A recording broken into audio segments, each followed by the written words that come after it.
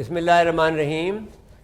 आज का प्रोग्राम यौम दिफा पाकिस्तान के हवाले से है, जो कि सन 1965 की जंग जो हुई थी उसको हम फ़तह मुबीन के तौर पर मनाते हैं। और आज हम उसकी याद में जो कि शहादतें हुई हैं, जिस तरह से कुर्बानी दी गई है, जिस तरह से कि फ़तह हासिल हुई है, उसका हम उसकी याद को हम आज ताज़ा करेंगे। उसमें जो आज जो हमारे मौजूद मेहमान गिरामी आज मौजूद हैं, उनमें मियाँ अब्दुल मजीद साहब हैं जो कि चांसलर हैं टेक्सटाइल यूनिवर्सिटी के, और साथ साथ में नज़रिया पाकिस्तान फाउंडेशन सिंध के सदर हैं। इसके साथ में air commodore retired Shabbir Ahmed Khan साहब हैं। ये इनका ताल्लुक़ एयरफोर्स से है, ये एयरफोर्स के बारे में गुफ्तगू करेंगे। फिर ब्रिगेडियर रिटायर तारिक खलील साहब हैं जो कि हमारी आर्मी के बारे में गुफ्तगू करेंगे कि क्या कारनामे अंजाम दिए आर्मी ने जो 1965 की जंग में। इसके साथ में वाइस एडमिरल आसिफ हुमायूं साहब हैं जो कि हमारी नेवी की जो खिदमात हैं 1965 की जंग में, और जिसने बड़ी कामयाबी की और बग़ैर किसी नुकसान की कामयाबी हासिल की, उसको याद आप को दिलाएंगे और उसका ज़िक्र करेंगे। इसके अलावा हमारे साथ में मारूफ रियाज़ हैं, मारूफ नात ख़ां हैं, वो एक मिली नगमा पेश करेंगी। साथ साथ उनके साथ में फरजाना मिर्ज़ा हैं जो मारूफ जो है जो बहुत ज़्यादा मिली नगमे गाती हैं, वो हैं वो कई फरजाना मिर्ज़ा जो है वो कई मिली नगमे आपकी खिदमत में पेश करेंगी। 65 की वार में जिस जज्बे और जिस जुर्रत के साथ में, जिस हौसले के साथ में, जिस जवां मर्दी के साथ में हमने मुकाबला किया था हिंदुस्तान के हमले का, उसकी याद ताज़ा करते हैं और अपने जो हमारे जो मुजाहिदीन हैं, हमारे जो फ़ौजी हैं, उनको सलाम पेश करते हैं, उनको उनकी खिदमत को सराहते हैं। जो सूरत हाल है, उस सूरत हाल में पाकिस्तान ने इंतहाई जवां मर्दी के साथ में ये सन 65 की जंग लड़ी और कामयाबी हासिल की। अब इंडिया में ये बहस चल रही है कि असल उन्होंने कामयाबी हासिल की। अब इस बहस पर हमने अभी तक अपना जो बयानिया है वो दुरुस्त नहीं करवाया तमाम दुनिया की नज़र में, लेकिन अगर हम छठी अरब इसराइल जंग को देखें तो दुनिया ने ये तस्लीम किया कि जो इज़राइल को छठी इसराइल अरब जंग के अंदर इज़राइल को शिकस्त हुई है। उसकी टेक्निकल वजह उन्होंने ये बताई कि जो इज़राइल के मकासद थे वो पूरे नहीं हो सके, इसलिए वो जंग हार गए, उनको हारा माना जाता है। तो इस लिहाज से अगर उस बात को लिया जाए तो हमारे अगर इंडिया और जो पाकिस्तान के दरमियान में जो 65 की जंग हुई, उसमें टेक्निकल तौर पर भी और वैसे भी इंडिया को शिकस्त हुई। लेकिन हमने इस बयानिए को, इस बात को दुनिया से तस्लीम हम नहीं करा सके हैं और इंडिया के लोगों को भी इसको भी नहीं समझा सके हैं, या वो तो समझना नहीं चाहते हैं, लेकिन उन पर ये ज़बरदस्ती ठोंसना है कि हमने ये जंग जीती है। तो उसके लिए एक अमूमी तौर पर हम अपने दानिश्वरों से, जो हमारे लोग जो हमारे थीसिस लिख रहे हैं, हमारे समी बैठे हैं सैयद समीउल्लाह, ये थीसिस लिख रहे हैं, तो ये इस बात को हमें यकीन बताना है कि ये हमने जंग जीती है और बड़ी कामयाबी के साथ जीती है और बड़ी नुमायाँ तरीके से जीती है। अब इसमें देखिए कितना बड़ी रिकॉर्ड ये है कि हमारे जब हम एयरफोर्स की बात करते हैं, अगर तो एयरफोर्स से शुरू करें तो उसमें रिकॉर्ड कायम हुए। अगर हम लैंड फोर्स की बात करें तो चिवंडा की जंग है जो कि दूसरी जंग आलमी जंग के बाद सबसे बड़ी जंग लड़ी गई और इंडिया को हिलने नहीं दिया अपने मकासद की, अपने कश्मीर की तरफ जाने के लिए। और अगर हम अपनी नेवी के बाद देखे जाएँ तो उसके बाद तो कामयाबियाँ हैं। उन्होंने द्वारका को फतह किया, उन्होंने बहुत सारे जो इंडिया के जो बड़े जहाज़ थे, जो बम्बे था और जो उनका दूसरा जहाज़ था दिल्ली जहाज़ था, वो उसको बम्बे के बंदरगाह से निकलने नहीं दिया। और ये बड़ा कारनामा था क्योंकि हमारे पास गाज़ी जो आबदोज़ थी हमारे पास थी। तो इस लिहाज से जो नेवी की कामयाबी में तो कहीं नुकसान हमें हुआ ही नहीं। तो लेकिन इसके साथ साथ में एयरफोर्स में भी जब मैंने एक अभी लेटेस्ट आर्टिकल पढ़ा है कि उसमें कहा कि पाकिस्तानी क्यों से 65 की जंग, ये इंडिया का एक दानिश्वर है और रिटायर्ड फौजी है, बरनाद कर्नल ने लिखा है या अजीत शक्ल ने लिखा है, दोनों में से एक ने लिखा कि इंडिया को मनाने के लिए कुछ भी नहीं है, इस लिहाज से कि वो पूरी जंग के अंदर वो जीता ही कुछ नहीं है। एयरफोर्स के हवाले से उसने जो फिगर दिए हैं कि साहब वो पाकिस्तान के कोई 40 जहाज़ और उनके 56 जहाज़ या कुछ किस्म के फिगर जो बना के दिए हैं उसने, जो मेरे ख्याल में सारी फेक हैं। लेकिन इसके बावजूद भी वो ये नतीजा अखज़ करता है कि इंडिया के पास मनाने को, ये दिन मनाने को या इस दिन की तारीफ़ करने के लिए, अपनी तारीफ़ करने के लिए उसके पास कुछ भी नहीं है। सारे चीज़ें उनके जहाज़ जो है काम आ गए थे। एक दो जहाज़ जो उनका हमारा जो वहाँ गिरा था उसकी वो बढ़ चढ़ के बातें करते हैं, लेकिन अमूमी तौर पर सारे के सारे कामयाबी हमारे हिस्से में आई। और बहरिया की बात तो मैंने आपसे कर दी, और चिवंडा की जो बात है वो बड़ी बड़ी तारीख़ी जंग हमने लड़ी है, जिस पर हमारे पास जो ब्रिगेडियर रिटायर तारिक खलील साहब इस पर रोशनी डालेंगे। मैं यहाँ रुक जाता हूँ और बस सिर्फ दो बातें कहना चाहता हूँ कि एक बात इस यकीन के साथ कि पाकिस्तान का जो दिफा है इंतहाई मजबूत है दो तरह से। एक तो ये है कि अगर इसको कहा जाए कि फुल स्पेक्ट्रम के हवाले से हम मजबूत हैं, जो भी दिफा के भी तरीक़े हैं, जो आजकल के दौर की जो बड़ी जंग होने जा रही है वो साइबर वार की होने जा रही है, उसमें हम बहुत बेहतरी हासिल कर चुके हैं। जैसा कि आपने 27 फरवरी को देखा है, 27 फरवरी पे जो हमने कामयाबी हासिल की उनके सारे राडार हमने जाम कर दिए। अब जब इन्होंने लद्दाख के अंदर इंडिया के साथ जो सलूक किया है चाइना ने, वो उसी तरह का एक सलूक था। दूसरी जो बात मैं कहना चाहता हूँ कि हम एक रेस्पॉन्सिबल एटमी पावर हैं, जो बात सारी दुनिया को अब तस्लीम इसलिए कर लेनी चाहिए कि हमने अभी तक कोई एटम बम का इतने तमाम हालात गए कोई इसका इजहार नहीं किया।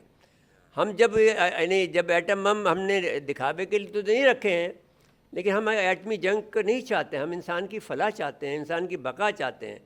हम इंडिया को ये बताना चाहते हैं कि अगर आप एक हद से आगे जाए तो फिर हम तुम्हें तबाह कर देंगे। तो वो उसके अंदर भी हमारे पास जो शाहीन 3 आजकल बड़ा ज़ेर बहस आ रहा है, क्योंकि उसकी जद में इजराइल भी आ जाता है। शाहीन 3 की जो रेंज है उसकी जद में, तो वो हम पे दबाव डलवा रहे हैं इधर उधर के हमारे दोस्त ममालिक से कि साहब शाहीन 3 के मामले को ख़त्म करो। तो शाहीन 3 की तो मार बहुत ज़्यादा है, उसको तो आप हमने शाहीन 3 का इसलिए शाहीन 3 हमारा बना था कि इनकी जो निकोबार और जो काला पानी जिसे कहते हैं, उन जज़ायर के अंदर इनके एटमी असासाजात छुपे हुए हैं। तो वो जाकर हम पंजाब से उसको मारें तो उनके सारे सारे के सारे एटमी जो एटम बम है वो सारे उड़ जाएंगे। तो वो हमने तमाम बातें इनको समझा दी हैं, लेकिन इनकी समझ में नहीं आती क्योंकि इनका मीडिया तो पागल है और वो बहुत ज़्यादा जो है लफाजी कर रहा है और बहुत ज़्यादा लंतरानी कर रहा है और जो कुछ भी कर रहा है, लेकिन उनको फिर इंडिया जो चीन ने उनको सबक सिखाया है वो काफ़ी सख्त है। और ये जो है बात बढ़ती नज़र आ रही है हमें। तो मैं बस यहाँ पर बात को, क्योंकि जो बात मैंने करनी थी वो कह दी है कि एटमी उसमें और कन्वर्शल वार दोनों में हमारी ताकत और दिफाई ताकत हमारी काफ़ी है। इसके अलावा वो S-400 ख़रीद रहा है, उसको भी हम ठीक कर सकते हैं, उसके लिए भी हमारे पास जवाब तैयार है। वो रफ़ाइल उसने ख़रीदे हैं, उसमें बहुत अकड़ दिखा रहा है, वो उसका भी हमारे पास तोड़ मौजूद है, उससे बेहतर जहाज़ हमारे पास मौजूद है। और बड़ी बात यह है कि वो ख़रीद रहा है, हम बनाते हैं। This is the difference, this is lot of difference. हम खुद कफ़ील हैं अपने दिफा के मामले में करीब। इसके बाद में मैं दरख्वास्त गुजार हूँ जनाब मियाँ अब्दुल मजीद साहब से, जो कि चांसलर हैं टेक्सटाइल यूनिवर्सिटी के, कि वो आएँ और अपने ख़यालात का इज़हार फरमाएँ। बिस्मिल्लाहिर्रहमानिर्रहीम। देखिए, अफवाज पाकिस्तान ने जो कारनामे किए वो इतने अच्छे कारनामे थे कि हिस्टोरियन जो हैं उनके पास ये सारे सबूत मौजूद हैं कि पाकिस्तान की आर्म्ड फोर्सेस ने जो कुर्बानियाँ दी, जिस तरीके से वो जंग लड़ी, उसके लिए इंडिया अगर माने या ना माने हमें उससे कोई तल्लुक़ नहीं है, लेकिन दुनिया जो है वो तो इस चीज़ को मान रही है। एक चीज़ जो है, मैं तो दिफाई कोई माहिर नहीं हूँ, तजिया निगार भी नहीं हूँ, मैं तो एक पाकिस्तानी हूँ और इसलिए पाकिस्तान के दिफा के साथ हमें दूसरी तरफ भी देखना है। देखें, उस वक़्त का ज़रा, मैं कराची में था 62 में, तो 62 की वार जब हो रही थी तो जज्बे की बात हम करते हैं कि क्या जज्बा था। वो जज्बा मेरे नौजवान दोस्तों ने तो शायद नहीं देखा होगा कि यहाँ की सारी मार्केटें थी रात को खुली थी, सबके दरवाजे, दुकानों के दरवाजे खुले हुए थे और एक चोरी नहीं हुई, किसी ने वहाँ से कोई सामान नहीं उठाया, किसी ने इस तरफ से उस तरफ कोई चीज़ नहीं की। तो ये एक अजीमुशान उस वक़्त कुर्बानी थी कि लोग जो थे उनको सिर्फ ये था कि हमने पाकिस्तान को दिफा करना है उसका, और ये सारी चीज़ें जो है ये खुली हुई हैं और किसी ने उसके ऊपर कोई हाथ नहीं उठाया। आपने उन दौरान में देखा कि कोई चोरी नहीं हुई, कोई डाका नहीं पड़ा, किसी औरत पे किसी ने हाथ नहीं उठाया, और वो ज़माना था। अब जो हमारे बाकी लोगों ने जिन्होंने वहाँ पे नगमे बनाए, नगमे गाए, जिस तरह उसको प्रेजेंट किया गया, उसकी ये मिसाल जो है वो अभी तक कहीं पे नहीं है। बल्कि इंडिया वाले जो थे उस वक़्त ये कह रहे थे कि ये तो पता नहीं कितने सालों से ये तैयारी कर रहे हैं। ये नगमे, जिस तरीके से वो नगमे आ रहे थे और आर्म फोर्सेस के प्रेज़ कर रहे थे और लोगों को उभार रहे थे, वो मंज़र जो है वो तो जिन लोगों ने नहीं देखा उनको मेरे ख़्याल में हम कैसे, मैं तो डिस्क्राइब नहीं कर सकता। सिर्फ एक चीज़ मैं आपको बताता हूँ कि एक नगमा आया था जो बहुत उस वक़्त मशहूर हुआ, तो वो था जंग होंदी नहीं जनानियां दी। तो वो एक, हम बड़े परेशान हुए, हमने कहा ये कहाँ से आया है, एक दफ़ा हो गया। तो फिर हमने वो ढूंढ के, वो एक जो जिसने वो लिखा था नगमा, उसको हमने ढूंढ के, वो पंजाब के किसी जगह से था, तो ऑर्डिनरी वो एक देहाती था, थोड़ा सा उसको, मेरे मतलब कोई बड़ा शायर नहीं था, तो उसको यहाँ बुलाया गया। तो हमने कहा भाई इसको हम तमगा पेश करेंगे कि इसको कुछ ने, इसने बहुत बड़ा ये बताया। वो आया, हमने उसकी खिदमत की, उसको जो भी हमने देना दिलाना था किया, लेकिन उसने कहा मैं किराया नहीं लूँगा आपसे, मैं किराया नहीं लूँगा। देखें, ये मेरा मतलब है कि लालच जो था वो उस वक़्त कहीं पे हमें नज़र नहीं आता था, लालच नहीं नज़र आता था। यहाँ पे एक बहुत बड़े ताजर थे जो सेकंड हैंड क्लोथिंग का काम करते थे, तो हमारे बड़े जानने वाले थे। तो हम 2-4 दोस्त मिलके उनके पास गए, कुछ हमने पैसे इकट्ठे किए कि बॉर्डर के ऊपर बहुत से लोग जो हैं वहाँ से नकल मकानी कर रहे हैं, तो हम उनको कपड़े वपड़े जो थे वो पहुँचाएँ। तो हम उनके पास गए, हमने कहा भाई हमें को कपड़े चाहिए, ये है वो है। तो उन्होंने कहा अच्छा भाई बिल्कुल ठीक है, ले ले। तो हमने कहा भाई अच्छे चाहिए। तो वो मुझे कहता है बाबूजी ये जो मैं आपको कपड़े दे रहा हूँ, ये आप अभी सूट पहनेंगे ना जो अभी यहाँ से बनवाया है, उसके मुकाबले से ये बेहतर है। तो हमने कहा यार वो तो मजाक की बात है। हमने उसको बोला भाई नहीं, हमने ये बॉर्डर के ऊपर ये चीज़ें भेजनी है। उसने कहा भाई जो चीज़ आपको चाहिए आप ले जाओ, मुझे पैसे की ज़रूरत नहीं है। ये एक जज्बा था उस वक़्त। आर्म फोर्सेस ने जो किरदार अदा किया, उसके साथ अवाम का किरदार जो था वो एक अजीब किरदार था, और वो है कि अवाम ने ये उस वक़्त समझा था कि देखें जो हमारी आर्म फोर्सेस हैं उसमें जो वो सरहदें जो है हमारी लैंड सरहदें हैं, उनकी हिफाजत करने के लिए हमारी फोर्स है, नेवी हमारे पास है, वो हमारी समुद्री सरहदों की हिफाजत कर सकती है। जो हमारी एयर फोर्स है वो हमारी हवाई सरहदों की हिफाजत कर सकती है। लेकिन जो हिफाजत पाकिस्तान की करनी है वो नज़रियाती लोगों ने करनी है। हमने अपने नज़रिया जो है उसके साथ मजबूती के साथ खड़े रहना है।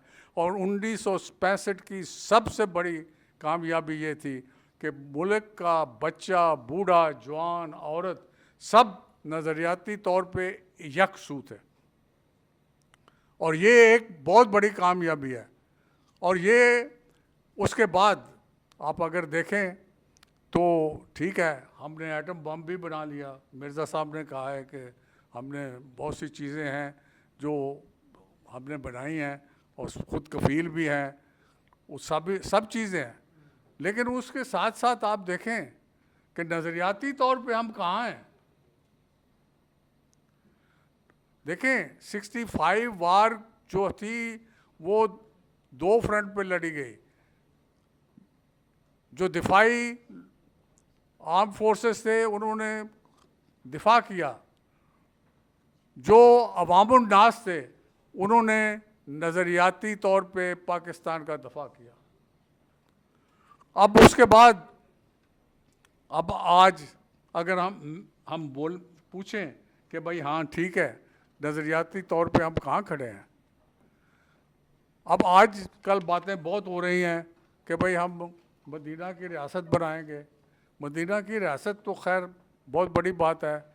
वहाँ की जो रसूल करीम की जो शख्सियत है या उनके जो इरशादात हैं या उनकी जो चीज़ें हैं उसको तो हम ख्वाब पर भी नहीं पहुँच सकते। अगर हम कायद आज़म की बात कर लें, कायद आज़म ने क्या कहा था? Unity, faith, discipline. आप हम सब अपने गले बयान में मुंह डाल के देखें कि यूनिटी, फेथ, डिसिप्लिन जो कायद आज़म ने कहा था वो कहाँ है। कायद आज़म जो थे उन्होंने हमेशा वक्त की पाबंदी की। कायद आज़म जो थे उन्होंने कभी कानून नहीं तोड़ा। कायद आज़म जो थे एक बार भी रिश्वत ना ली ना दी।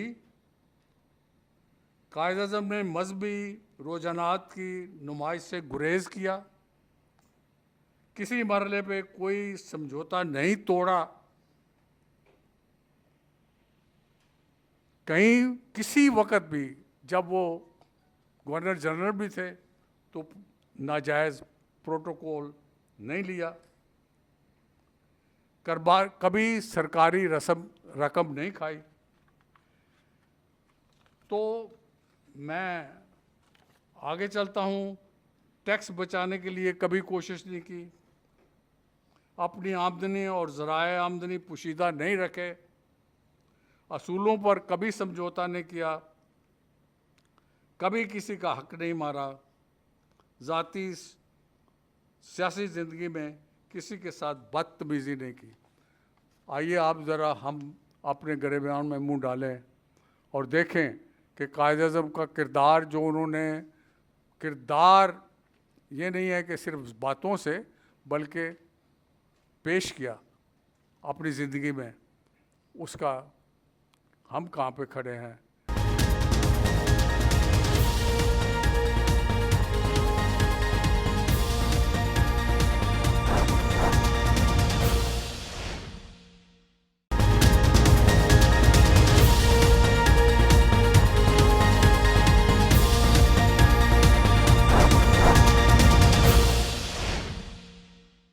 मैं फरजाना मिर्ज़ा साहबा से दरख्वास्त गुजार हूँ कि वो एक नगमा आपकी खिदमत में पेश करें।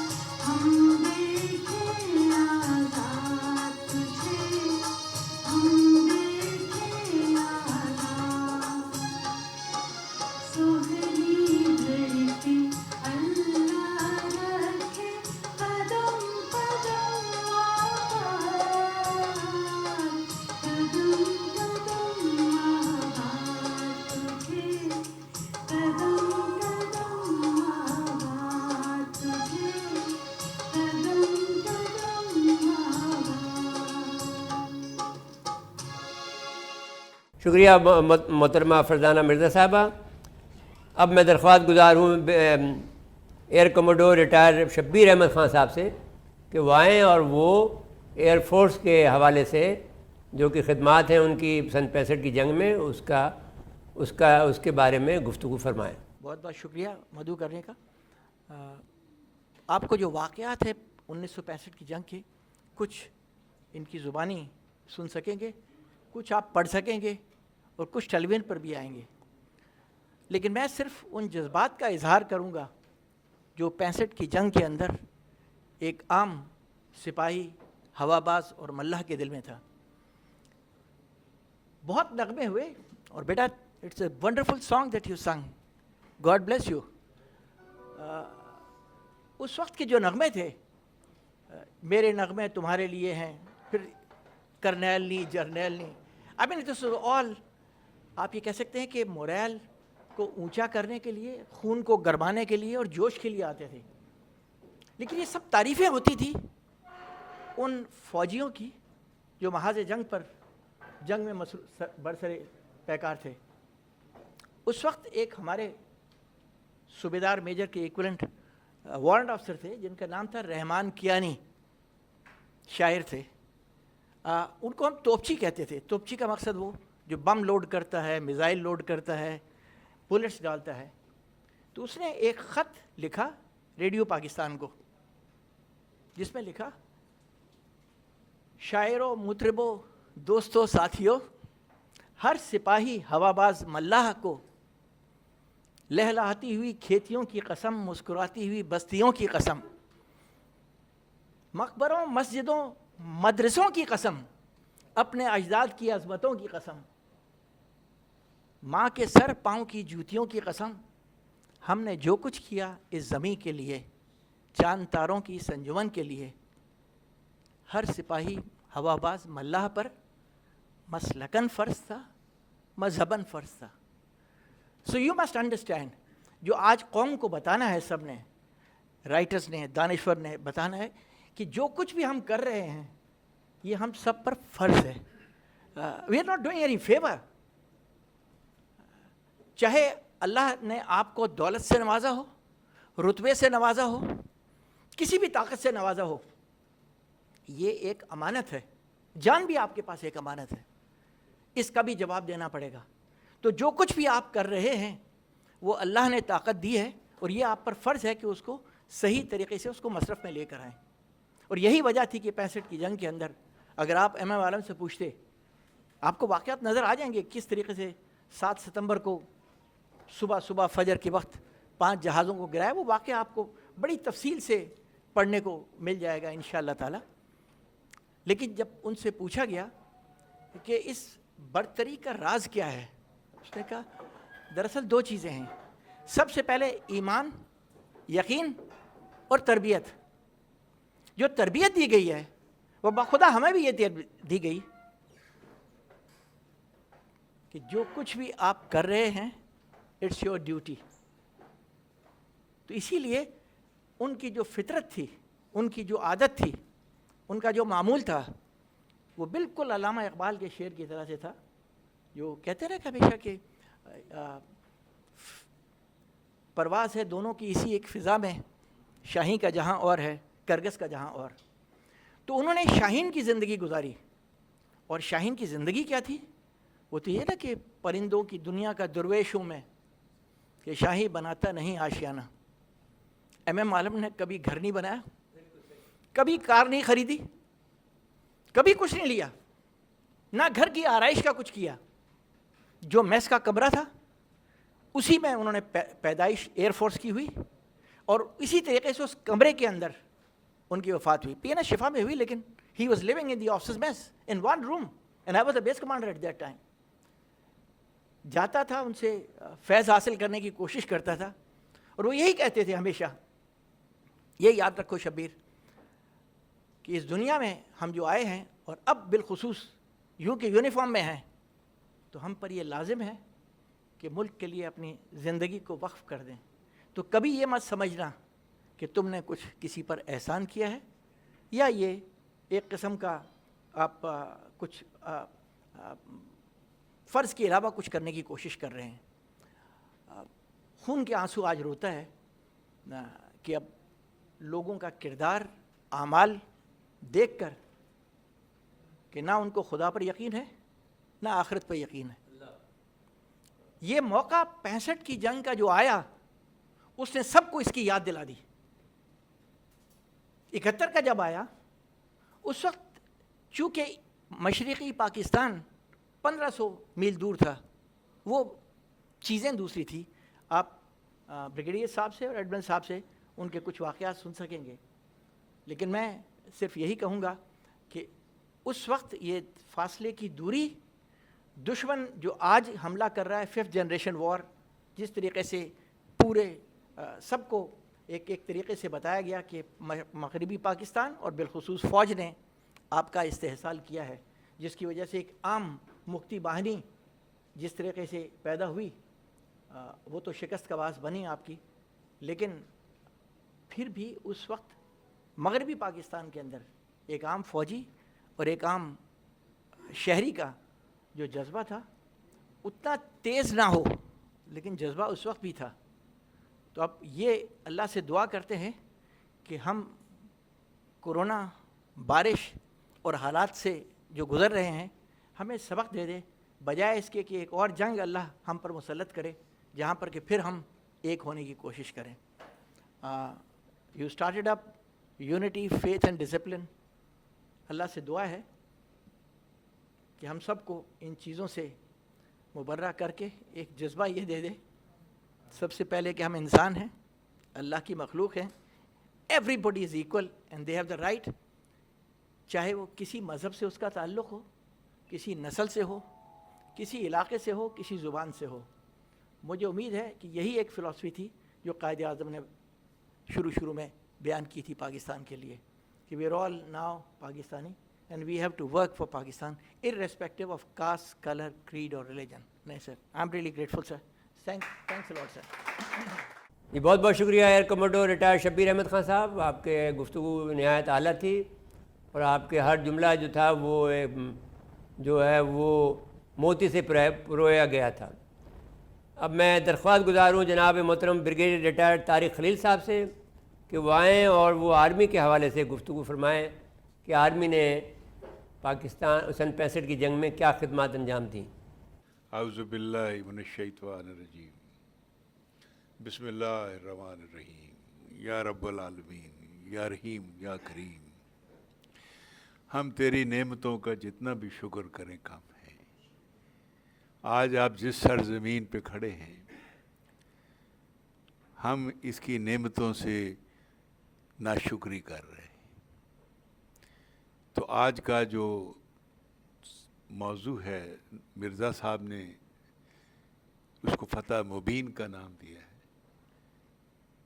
मैं उसी से शुरू करूँगा।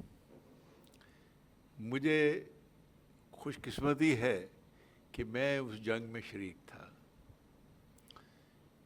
शरीक भी था, हिस्सा भी लिया और एक अंग्रेज़ी की कहावत है सरवाइव भी किया, और आज आपके सामने हाज़िर हूँ। उसके बाद 71 की लड़ाई में भी हम लोग शरीक थे, सिविल वॉर में भी शरीक थे, और उसके बाद एक सिलसिला है शुरू हुआ। तो मैं नज़रिया पाकिस्तान इस्लामाबाद में एक सेमिनार था 2 साल, ज़ाहिद मलिक साहब ज़िंदा थे, अल्लाह उनको बख्शे, उन्होंने मुझे भी इनवाइट किया। और वहाँ मैं तो बहुत छोटा आदमी हूँ, बड़े बड़े लोग और भी थे, बेग साहब भी थे, कुछ फॉरेन एक्स सेक्रेटरीज़ भी थे, मिनिस्टर्स भी थे, सरदार साहब प्रेसिडेंट आज़ाद कश्मीर भी थे। तो उस वक़्त मैंने कहा था कि 65 की जंग जो है मेरे नज़दीक ये अनएंडिंग वॉर है, ये जंग ख़त्म नहीं हुई है। ये जंग शुरू तो हुई थी, इसकी जेनेसिस तो कश्मीर का जो डिस्प्यूट था उससे शुरू हुई थी, और वो था दिसंबर का महीना 1948, जो कि कश्मीर के महाराजा हरी सिंह और कायद आज़म के दरमियान एक माहदा हुआ था जिसके कहते हैं स्टैंड स्टिल एग्रीमेंट। और महाराजा ने उसकी, वली भाई पटेल कांग्रेसी एक लीडर होता था, और नेहरू के इमा पे उसकी खिलाफ वर्जी की, और उसने कोशिश ये की कि कश्मीर को इंडिया के साथ इल्हाक कर दिया जाए। तो उस वक़्त जो मुजाहिदीन थे, फ़ौज तो थी नहीं, आपको शायद इल्म नहीं है या है, उस ज़माने में कोई फ़ौज नहीं थी। जो उस ज़माने में कुछ रिटायर्ड सेकंड वर्ल्ड वॉर के सिपाही थे, कुछ कश्मीरी नौजवान थे। एक बगावत हुई जो फैलती हुई श्रीनगर के एयरपोर्ट तक पहुंच गई, और शुनीद ये है कि एयरपोर्ट शायद हम काबज़ हो जाते, क्योंकि उसमें थोड़ा सा मेरे वालिद का भी हिस्सा था। वो शहीद हुए 40 अप्रैल 49 कश्मीर में ही, और वहीं बरीड हैं। तो महाराजा ने घबराने के बाद इंडियन कांग्रेस से अपील की कि वो फ़ौज भेज दें। उन्होंने कहा कि हम फ़ौज उस सूरत में भेजेंगे कि आप इल्हाक एनेक्सेशन पे साइन कर दें। तो एक स्पेशल जहाज़ में उसको, महाराजा को ले जाया गया दिल्ली, और स्टैंड स्टिल एग्रीमेंट की मौजूदगी के बावजूद उससे ज़बरदस्ती इल्हाक पे साइन करवा लिए गए। तो बहरहाल नौजवानों में बहुत जोश था, जलवा था, एक बगावत हो गई, और श्रीनगर का जो एयरपोर्ट है वो काबज़ होने वाला था। उसी दौरान में आज़ाद जो ट्राइब्स थे उनके लश्कर भी आने शुरू हो गए। तो इंडियन गवर्नमेंट सिक्योरिटी काउंसिल के पास चली गई, और फिर वो सीज़ फायर हो गई। उसके बाद जो तारीख़ है आपके इल्म में है, उन्होंने आज तक उस सीज़ फायर की जो यूनाइटेड नेशंस की करारदादे हैं उनको ऑनर नहीं किए। अब हालात बिल्कुल मुख्तलिफ हैं। तो 65 की जो लड़ाई थी उसके 3 पहलू हैं।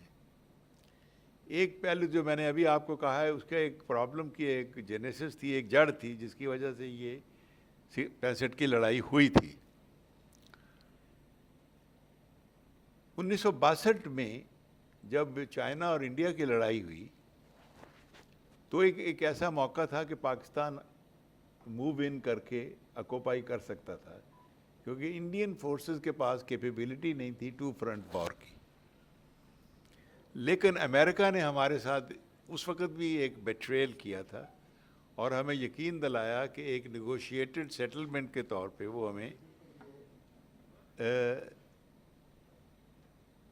इस मामले को आप अंदर ना जाएं, तो पाकिस्तान को रोक दिया था। फिर उसके बाद जब थोड़ी देर 63-64 में कुछ पार्लेस चले, लेकिन वो फेल हो गए।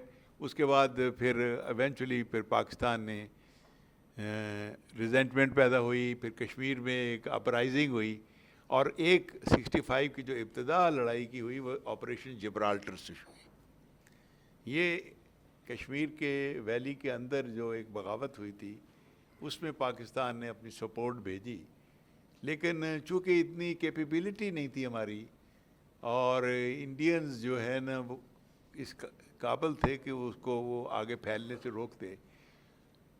तो उसी जिब्राल्टर का दूसरा हिस्सा था छम्ब के ऊपर अटैक, छम्ब जोड़िया के ऊपर। इस पे पाकिस्तान आर्मी, आप लोगों को बड़ी हैरत होगी जो अभी वलवला या जज्बे की बात जब हम करते हैं, मिर्ज़ा साहब ने भी बात की और बाद के स्पीकर्स ने भी बात की, कि उस वक़्त पाकिस्तान आर्मी की क्या स्ट्रेंथ होगी जब पाकिस्तान ने ये बेड़ा उठाया कि हम जंग करेंगे। 5.5 डिवीज़न टोटल फ़ौज पाकिस्तान की 5.5 डिवीज़न थी। आज 5 डिवीज़न आपके कराची में लगे होते हैं सफाई करने के लिए। तो ये पोजीशन थी। उसके बावजूद पाकिस्तान ने अटैक किया, छमजौड़िया के थ्रू तवी क्रॉस किया, और जो रोड है जम्मू श्रीनगर, हम तकरीबन उस पे पहुंच गए थे। तो इसलिए ये जो जंग है जिसको हम कह सकते हैं कि फतह मुबीन थी, इसको हमने जीता है। और इसमें बहुत सारे ना सिर्फ जवानों अफसरों का खून है बल्कि हमारे सिविलियंस का भी इसमें बहुत कंट्रीब्यूशन है, पूरी कौम का है। अल्लाह ताला उनको जज़ा दे और अल्लाह ताला इस मुल्क को सलामत रखे। Thank you.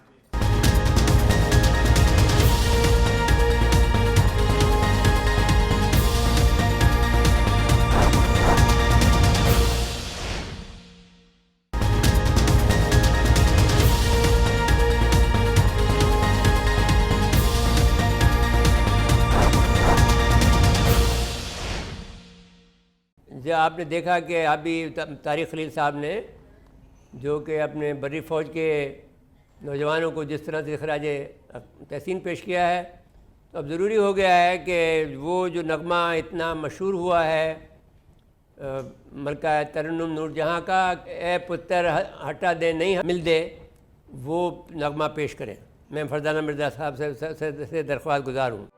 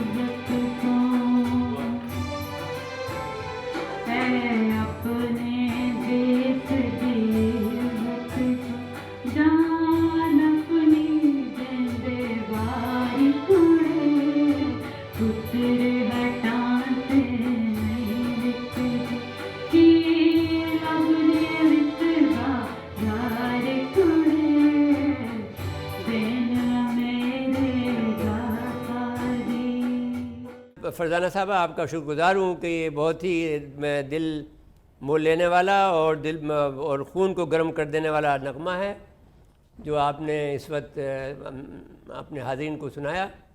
मैं आपका शुक्रगुजार हूँ। अब मैं दरख्वास्त गुजार हूँ आप वाइस एडमिरल आसिफ हमायूं साहब से कि वायु और नेवी की खिदमात को जो कि उन्होंने सन 65 की जंग में अंजाम दी हैं उनका कुछ हिस्सा उनका बयान करें। 6 सितंबर 1965 को जिस रोज़ लड़ाई शुरू हुई, मैं 12 साल का बच्चा था और एक टीनेजर था। और आप यकीन नहीं करेंगे कि दोनों, आप लोगों को शायद इस बात पे सुन के हैरानी हो कि दोनों लड़ाइयों में 1965 की भी और 1971 की दोनों लड़ाइयों में हमारे स्कूल कॉलेज खुले रहे और माशाल्लाह हम स्कूल जाते थे और बच्चे आपस में हम डिस्कस करते थे। रेडियो पे जो सुना होता था वो आपस में डिस्कस करते थे। आपस में इस बात पे बहस होती थी कि नाम जो है चिविंडा है कि चौंडा है, जैसे बच्चे होते हैं। और इस बात का मैं बखूबी मैं आज से आपको आज भी बता सकता हूँ कि ईमान ताज़ा था और जज्बा बुलंद था। और घरों में और महलों में, कराची में ये सोचना शायद अब नामुमकिन हो गया, लोगों ने खंदकें खोदी हुई थी रात को एयर अटैक का सायरन बजता था, सब लोग जाके एयर अटैक में के से सायरन के साथ खंदकों में बैठ जाते थे।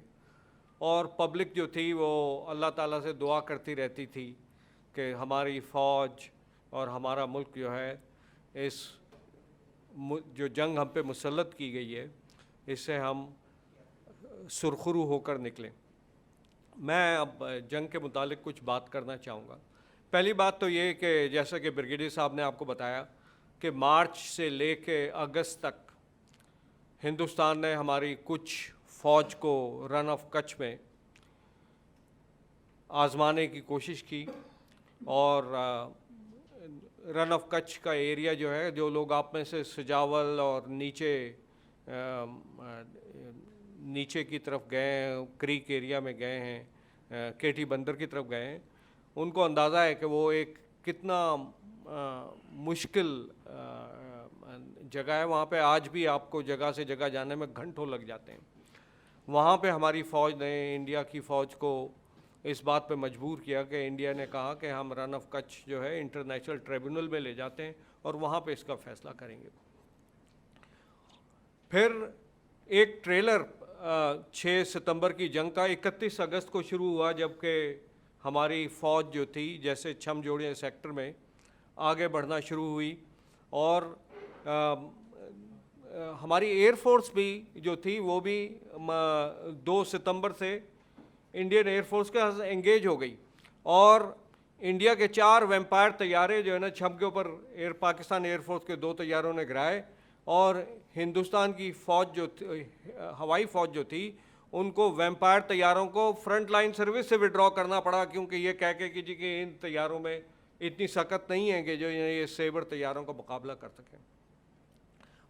तो जो लड़ाई थी वो कश्मीर से शुरू हुई और फिर 6 सितंबर को हिंदुस्तान ने इंटरनेशनल बॉर्डर क्रॉस किया। जो आपको पता है कि जो ना कि उसके अंदर भी सेक्टर्स थे हमारे, जो ना सियालकोट से लेके लाहौर, कसूर और सिंध में मोनाबाव सेक्टर तक जो ना वो लड़ा गया। और लेकिन बहुत कम लोगों को इस बात का इल्म है कि बहरी फ़ौज ने उस लड़ाई में क्या किरदार अदा किया।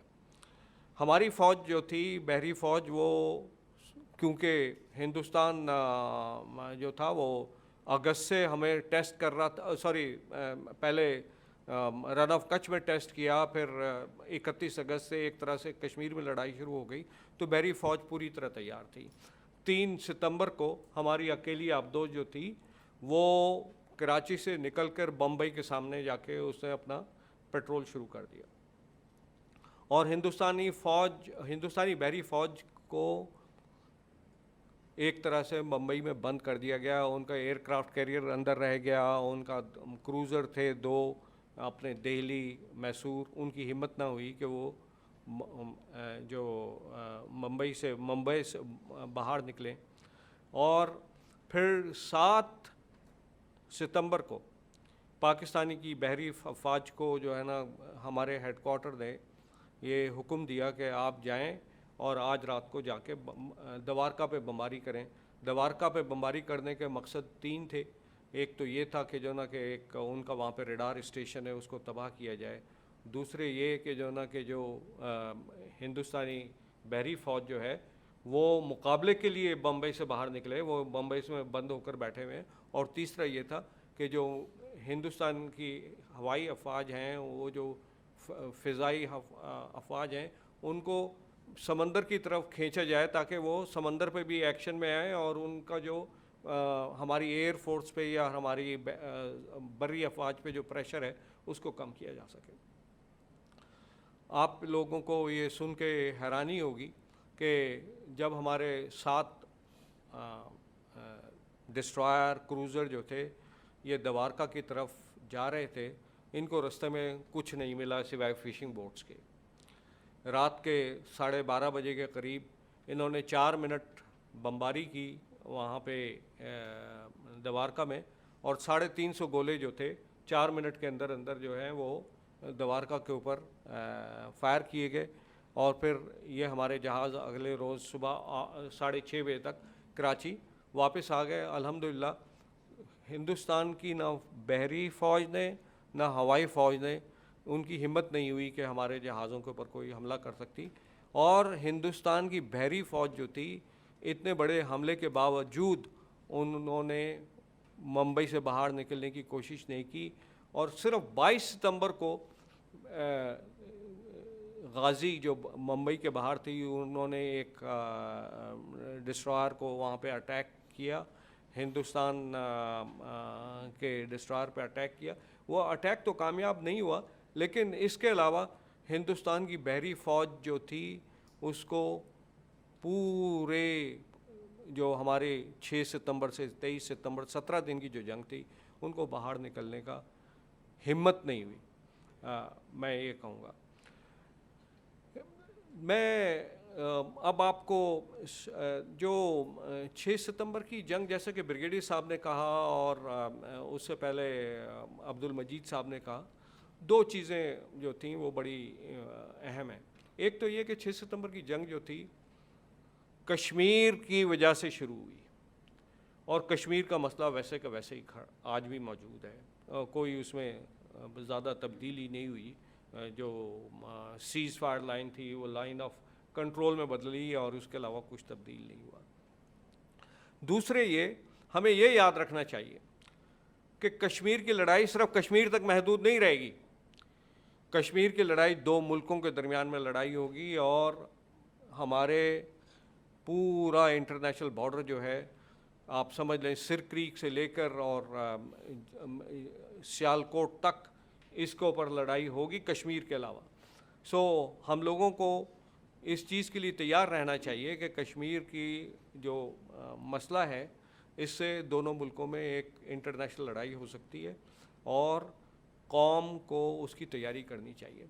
जो चीज़ मुझे एक अब परेशान करती है वो ये करती है कि दोनों जंगों में, 1965 की जंग में भी और 1971 की जंग में भी, हमारा सिविल डिफेंस का निज़ाम जो था वो मौजूद था।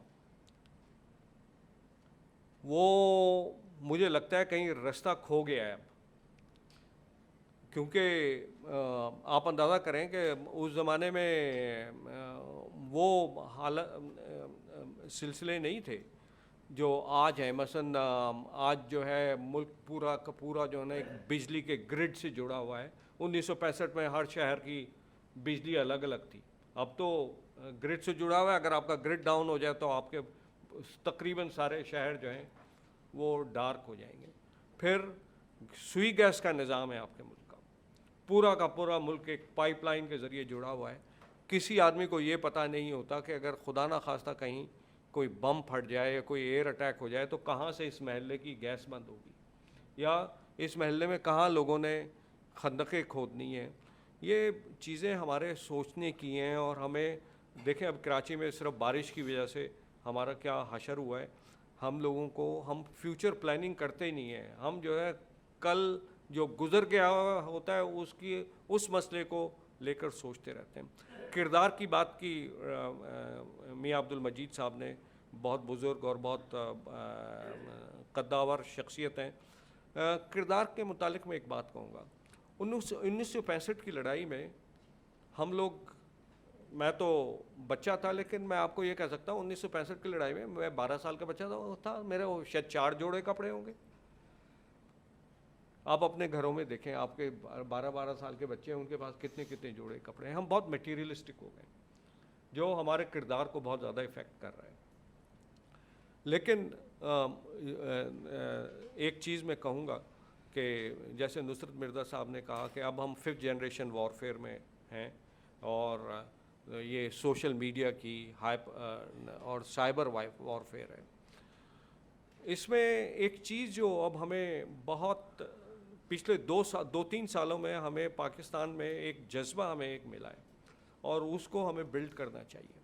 और वो जज्बा ये है कि हमें दिख गया है कि कायदे आज़म ने ये जो 2 कौमी नज़रिया पेश किया था, ये बिल्कुल सही था। हिंदू और मुसलमान दोस्त नहीं हो सकते। बहुत बहुत शुक्रिया जनाब मोहतरम वाइस एडमिरल आसिफ हुमायूं साहब आपका, और आपके हम इंतहाई मशकूर हैं कि आपने वक्त दिया, और आपने जो नुमायाँ खिदमात थी नेवी की, बहरिया की, हम उनसे आगाह किया। मैं फरजाना मिर्ज़ा साहबा से दरख्वास्त गुजार हूँ कि वो एक नगमा आपकी खिदमत में पेश करें।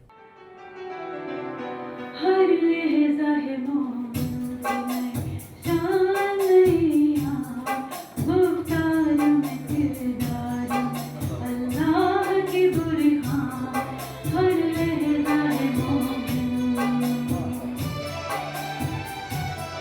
हर लहज़ा है मोमिन नई शान नैया, गुफ्तार में किरदार में अल्लाह की बुरहान। हर लहज़ा है मोमिन।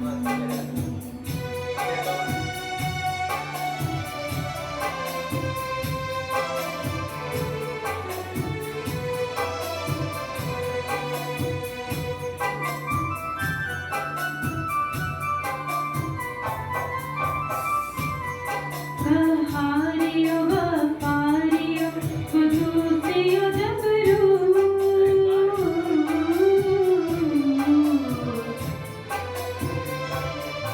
कहारियो वफारियो खुदूसियो जबरू, ये चार अनासे बनता है मुसलमान। ये चार अनासे बनता है मुसलमान। हर लहज़ा है मोमिन।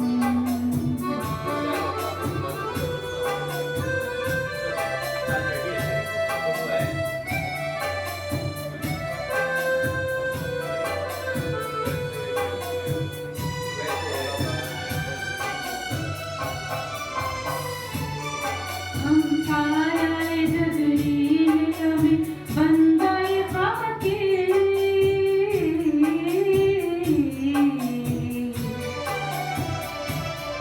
हम साया जबरील हमें बंदाए खाके, है इसका नशेमन बुखारा लब रफ्शां, है इसका नशेमन बुखारा लब रफ्शां। हर लहज़ा है मोमिन।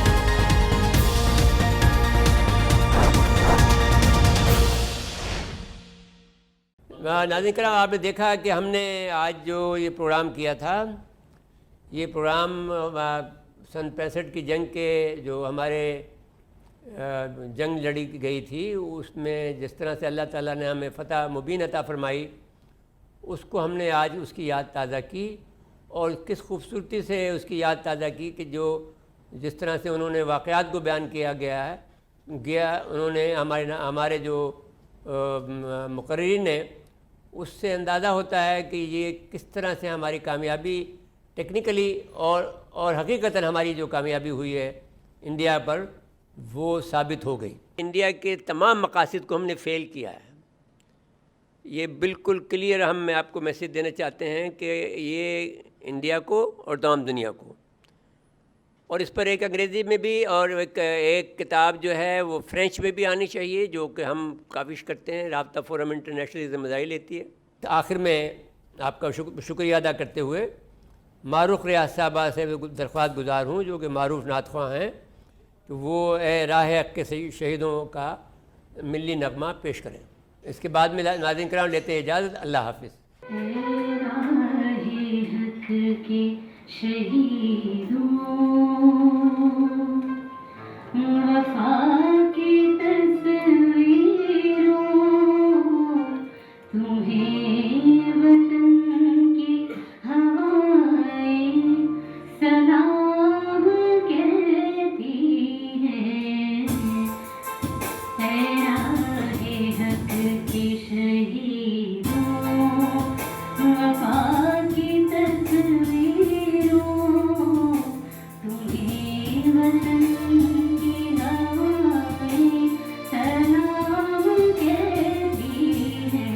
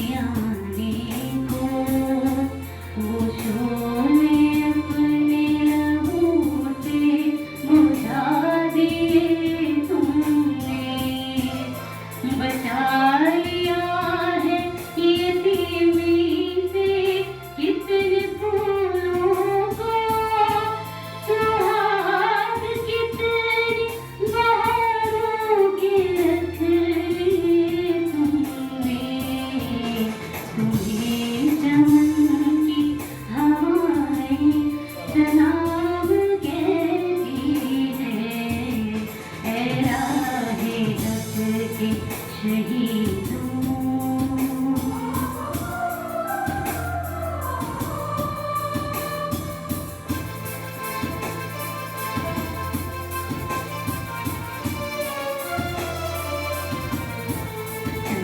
ये जो होगे शहादत का जाम पी कर तुम रसूल पाक ने बाहों में ले लिया होगा अली तुम्हारी शुजाअत पे झूमते होंगे हुसैन पाक ने इरशाद ये किया होगा तुम्हें चमन की हवाएं सलाम कहती है राहे हक के शहीद